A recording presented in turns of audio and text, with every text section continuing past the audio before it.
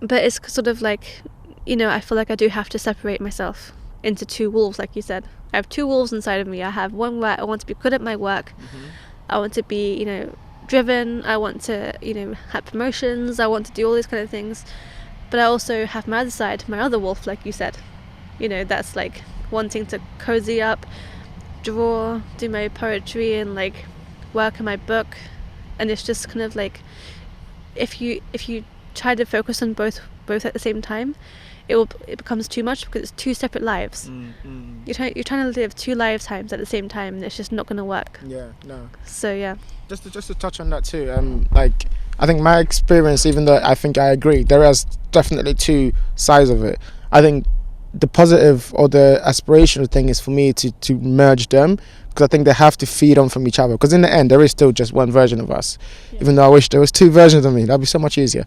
But no, there still was one version of us, and they kind of feed into each other, especially when it comes to creative and also acting in this kind of work environment that we have.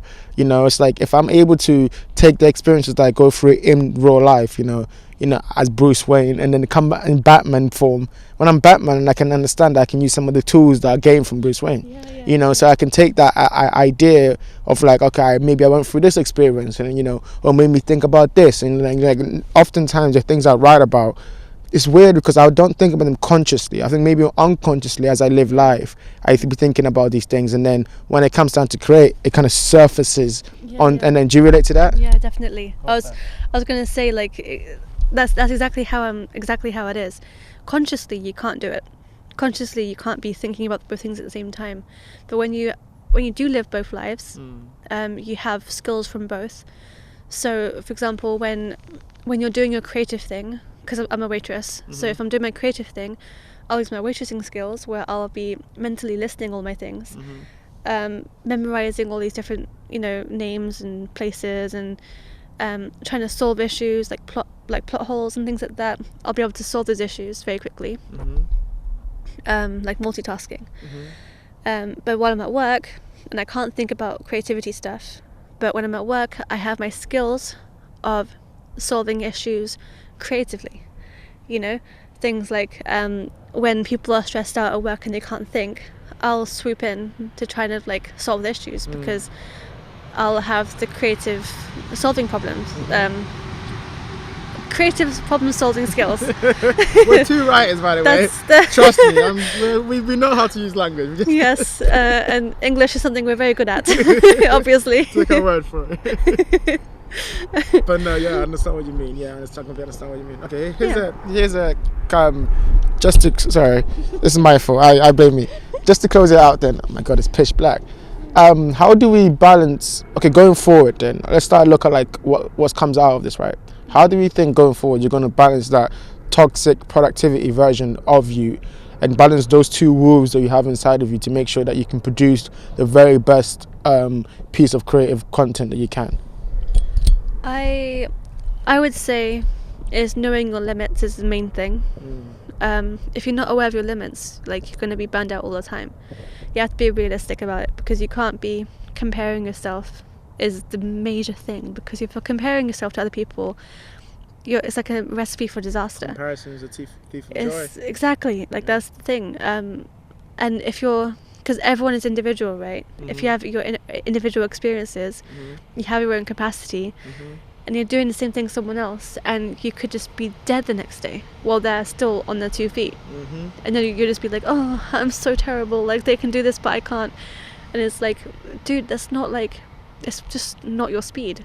You have to just slow down, take a breath, think to yourself, what can I do right now that's realistic? I can breathe? Yes. I can blink? Yes.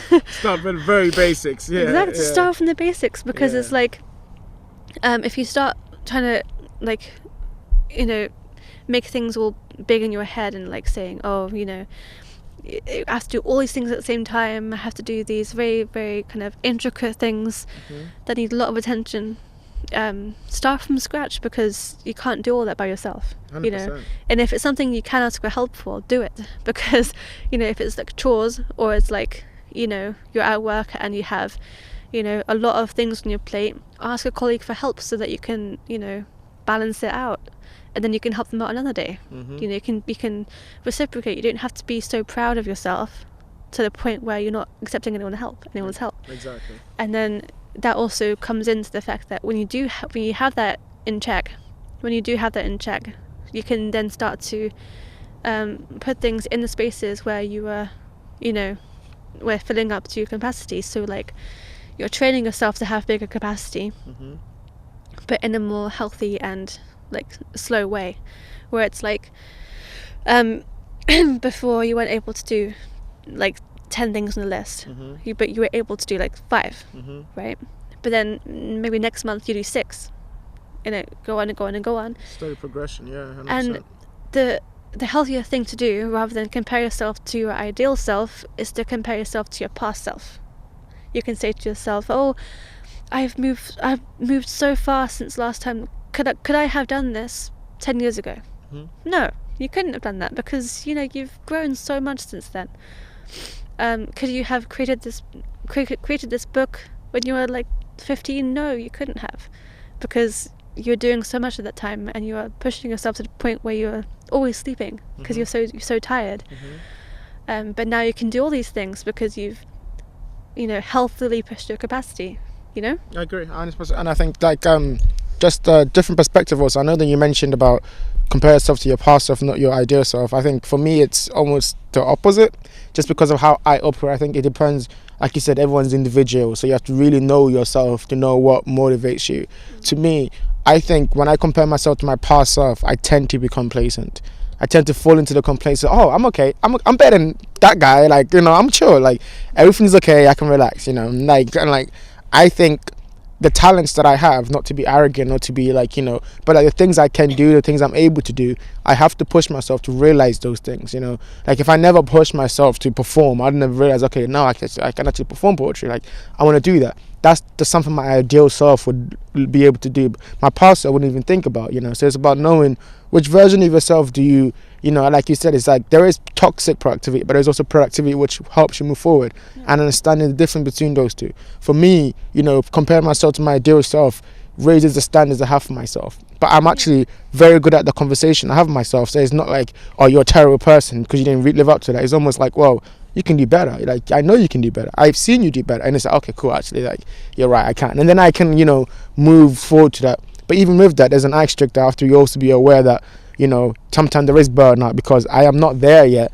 I'm trying to be there. And when I make mistakes, I should be like, okay, cool, you made a mistake, it's fine. Let's just start over again. Let's do it again. You know, not having that negative voice in your head, which is always like chastising you and pushing you down and kind of poking yourself, you know, bringing self-doubt. I think that's never a good thing.